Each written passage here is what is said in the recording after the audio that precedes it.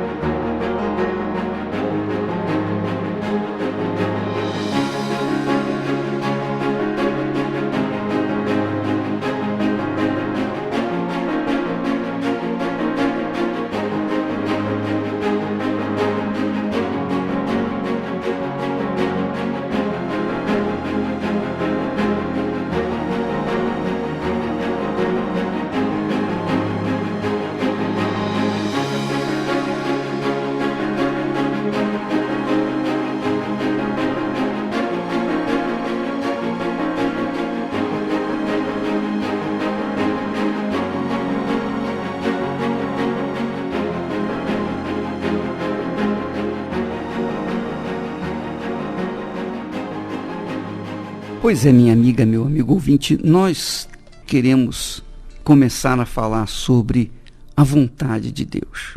Muitas pessoas têm um tremendo conflito interior por não saber discernir a vontade de Deus.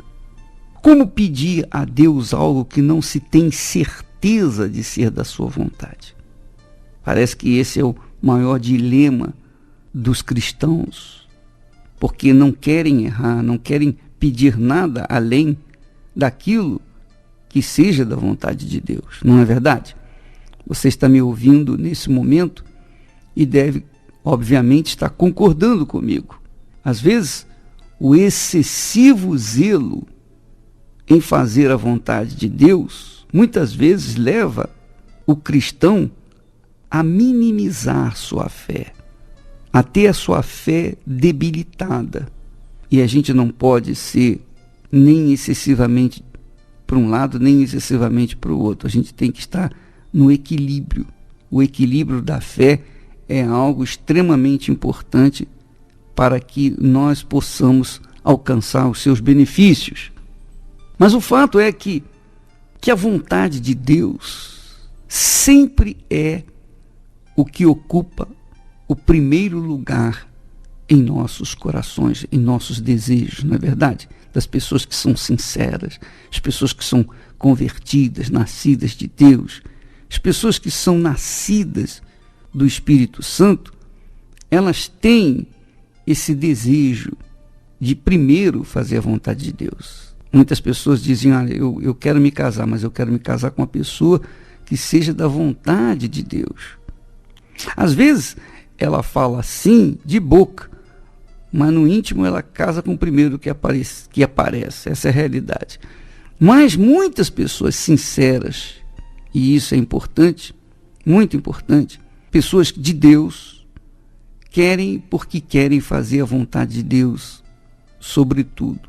O próprio Senhor Jesus, na sua oração, ele ensina que seja feita a tua vontade, ó Pai, assim na terra como no céu.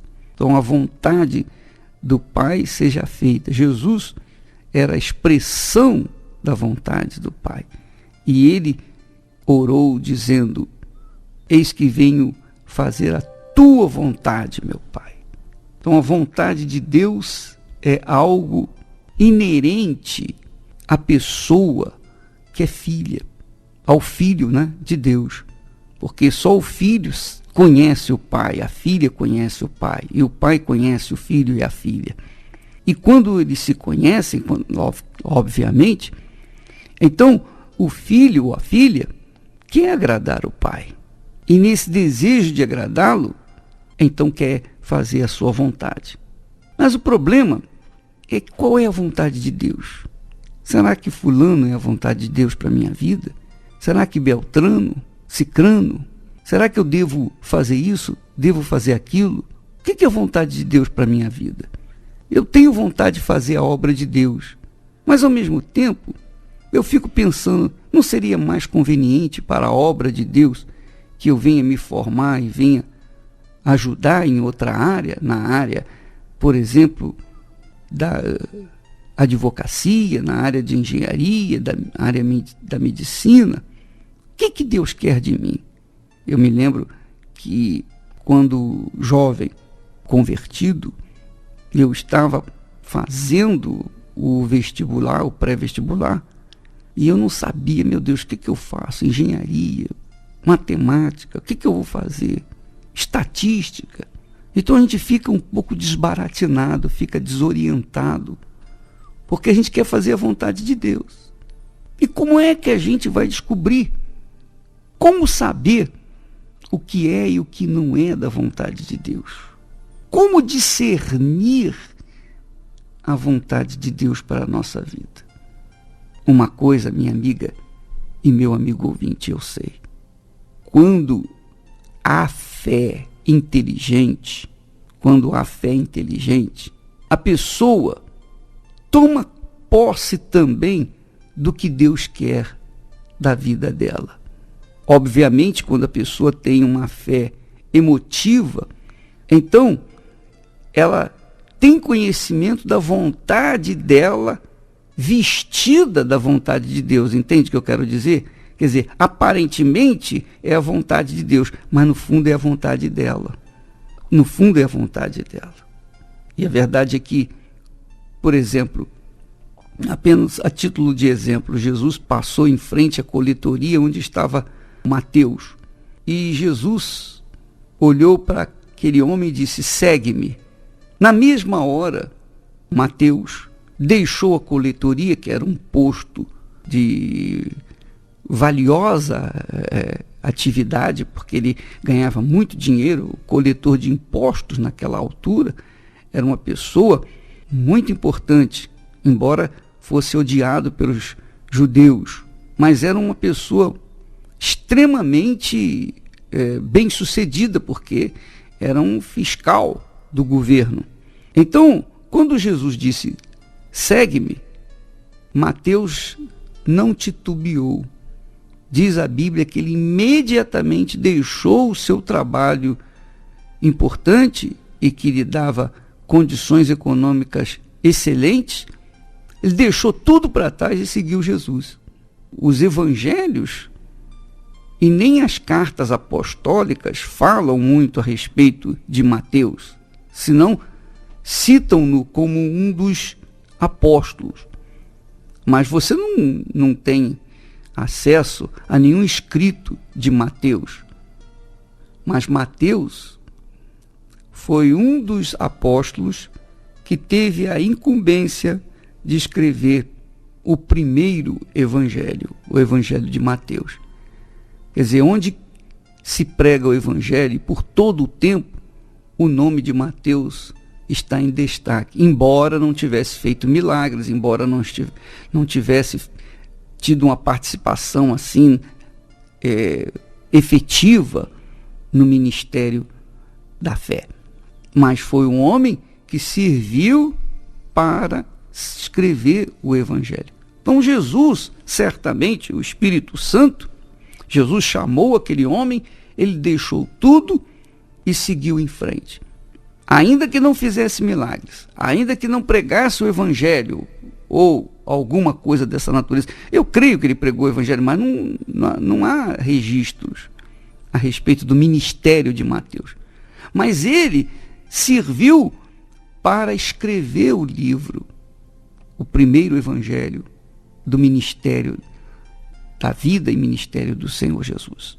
Quer dizer, Eu creio que quando Deus chama, quando Deus toca, quando Deus fala, quando Deus se revela a uma pessoa, ela não tem a menor dúvida de que aquilo que ela foi chamado, aquilo que ela quer, seja da vontade de Deus. Por exemplo, no meu caso, quando nós nascemos de Deus com 18 para 19 anos, o meu primeiro desejo, a coisa que eu mais queria na minha vida era pregar o Evangelho. Eu queria transferir, passar para outras pessoas aquilo que Deus havia me dado.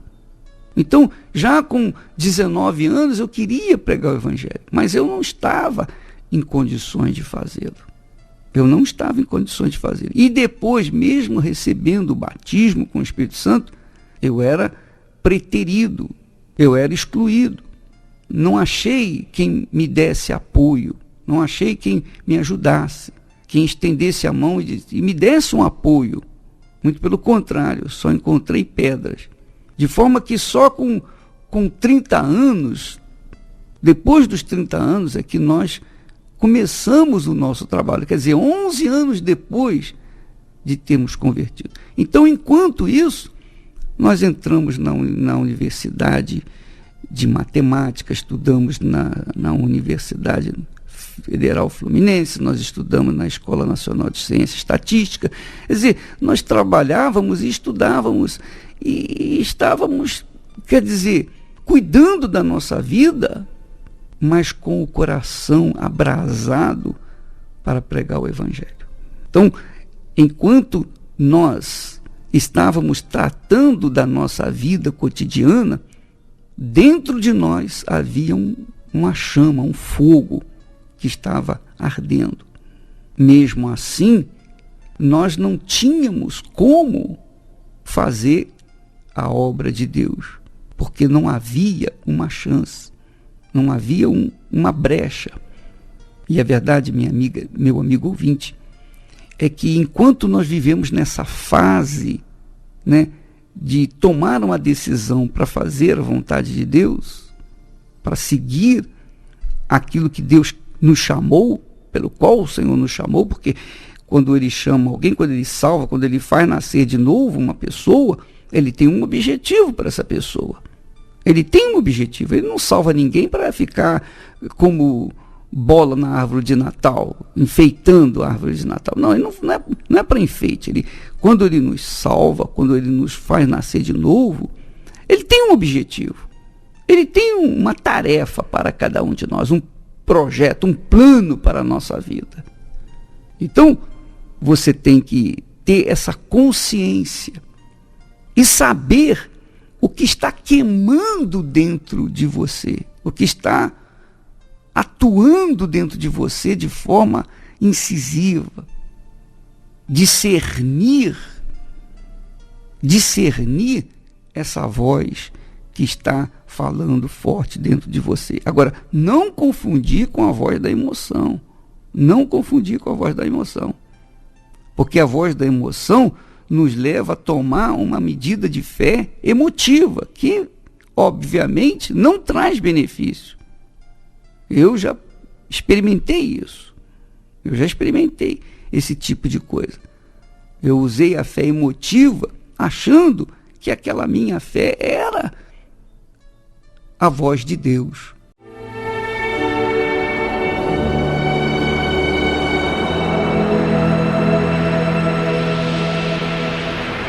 Bom, eu era uma jovem muito problemática dentro de casa, tratava minhas irmãs mal, a minha mãe mal, né, o meu padrasto mal. Era muito angustiada, muito na minha, muito quieta na minha.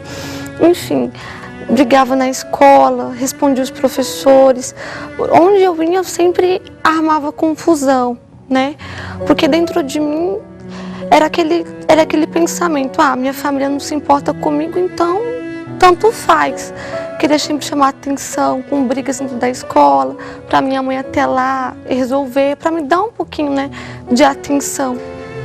Sempre eu procurava preencher o meu vazio, a minha angústia com algo, né, com as amizades, com vários namoricos dentro da escola, mentia muito para minha mãe, né, para poder sair para as festas. Chegou até um momento que eu tentei suicídio, né? Tomei vários remédios, me tranquei no banheiro com uma faca enorme para tentar me matar. Então ali foi meu fundo de poço, porque eu não tinha para onde correr, né? Aí foi então que a ficha caiu, né? Que eu precisava ser feliz, daquele jeito não dava mais para aguentar. Sofria também de insônia. Muitas das vezes pela noite procurava dormir, colocar a cabeça num travesseiro. Ali eu pensava que eu ia arranjar paz, só que não, era um tormento. Até que então eu recebi um convite, né, de uma jovem da Igreja Universal. Eu falei, eu vou tentar, né? Ali eu vou tentar para ver se eu vou conseguir ser feliz. Aí eu fui começando a participar das reuniões, o pastor pregou em relação ao Espírito Santo. Aí eu me perguntei, o que é esse Espírito Santo? O que ele faz? O que ele pode transformar na minha vida? O que ele vai acrescentar na minha vida? Foi aí então que eu comecei a buscar como nunca antes, né? Comecei a buscar e foi então que eu recebi o Espírito Santo. Daquela jovem depressiva, eu passei a ser feliz, a controlar as palavras, o que eu falava, as brigas. Aquela menina briguenta, né, se transformou numa menina feliz, né? O Espírito Santo, ele nos dá o domínio próprio, né? Nos dá o espírito da mansidão. Foi aí que daquela jovem depressiva eu virei. Deus me transformou totalmente, né, para uma menina feliz, que agora trata os pais bem. Dali então, a minha mãe viu a transformação, né, as atitudes que eu mudei, que eu passei a tratar todo mundo bem, né, e hoje elas estão comigo. Então, posso dizer que eu sou feliz, graças a Deus, transformada, né, depois do recebimento do Espírito Santo em minha vida. Faz-me chegar aos teus rios, Senhor. Nasci em um lar conturbado devido à separação dos meus pais. Eu era muito criança na época, quando houve essa separação, devido à traição em relação ao meu pai e à minha mãe. E devido a isso, minha mãe teve que lutar para criar eu e meus 2 irmãos. Passamos por diversas dificuldades, né? E essa dificuldade trouxe muita tristeza dentro de mim. Eu era uma criança muito amargurada, eu sempre fui muito isolada no meio do ciclo de amizade, né? Devido às vezes as pessoas até tinham algum tipo de sentimento por mim, um carinho por mim, mas eu nunca me achava querida diante das pessoas, porque eu me achava inferior a todo mundo, devido a esse vazio que eu tinha dentro de mim, a essa carência, porque cresci sem a presença de um pai, então sempre houve uma carência muito grande dentro de mim. E isso me fez uma criança muito revoltada, muito desobediente, muito rebelde, porque eu tentava demonstrar através das minhas atitudes a dor que eu sentia dentro de mim. E assim foi o meu crescimento, né? Na minha adolescência, acredito que o sonho de muitas meninas, eu me envolvi no mundo da moda, de desfiles. Cheguei até a ganhar alguns títulos importantes na minha cidade, até mesmo no meu estado de São Paulo. E mesmo assim, iludida, né, com o brilho das passarelas, com o brilho do mundo que me oferecia, dentro de mim eu era uma pessoa muito vazia.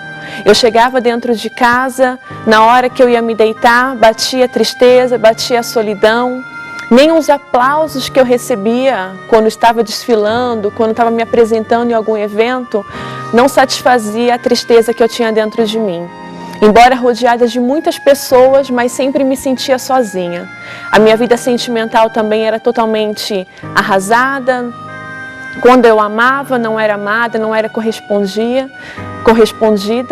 O meu lar era totalmente destruído, brigas entre eu e meus irmãos. A minha mãe sempre também muito depressiva. Eu era uma adolescente depressiva que não tinha prazer na vida, não esperava que um dia eu seria feliz. Eu era muito infeliz dentro de mim. Foi até um dia que eu recebi um convite pela minha mãe. Fui a esse convite relutando dentro de mim porque não tinha mais esperança. Achava que o meu caso era perdido, que eu nunca seria feliz. Eu relutei quando eu recebi esse convite, mas eu acabei indo. E quando eu cheguei no cenáculo, me falaram que existia alguém que poderia mudar a história da minha vida, tirar a dor que eu sentia dentro de mim, me fazer uma pessoa feliz, fazer com que a minha vida tomasse verdadeiramente um rumo.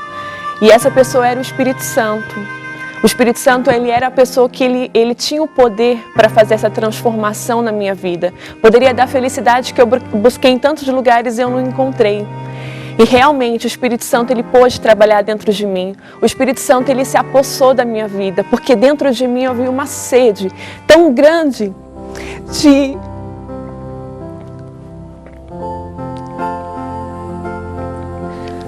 Eu tinha uma sede tão grande dentro de mim, de conhecer essa pessoa. Eu tinha um desejo imenso de conhecer o Espírito Santo, que as pessoas falavam, que eu ouvia falar.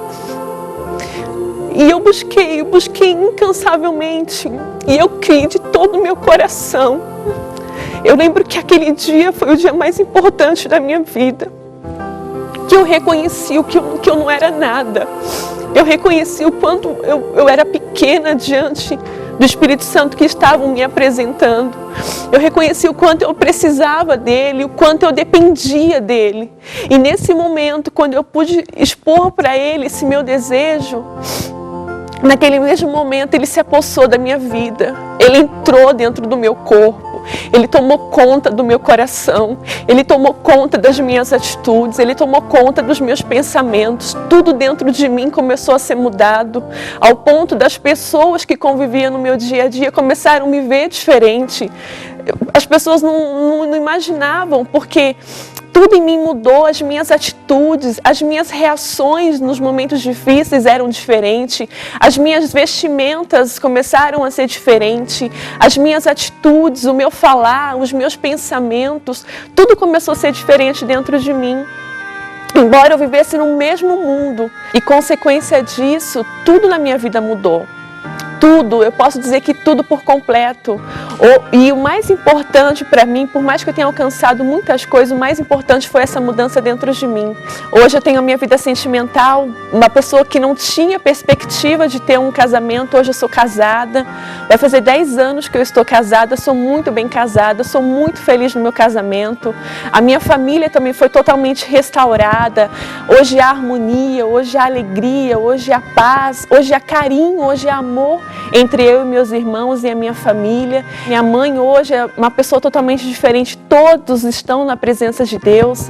Então, assim, a maior alegria que eu pude receber foi o Espírito Santo na minha vida, que Ele mudou totalmente o meu ser. Ele me fez uma nova pessoa, Ele me fez uma nova criatura, e hoje eu estou aqui graças ao Espírito Santo. Faz-me beber dos teus rios, Senhor.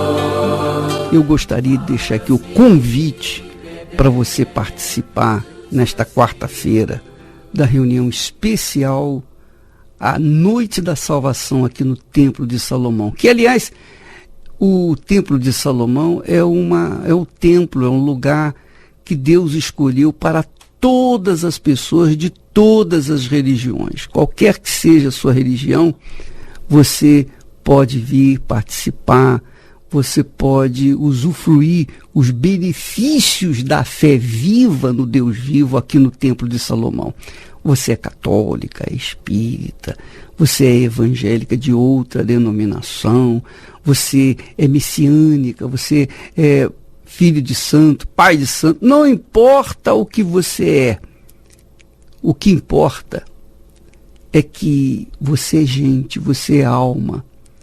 E o Templo de Salomão é para abrigar todas as pessoas, todas as almas que estão cansadas, sobrecarregadas de sofrimento e dor.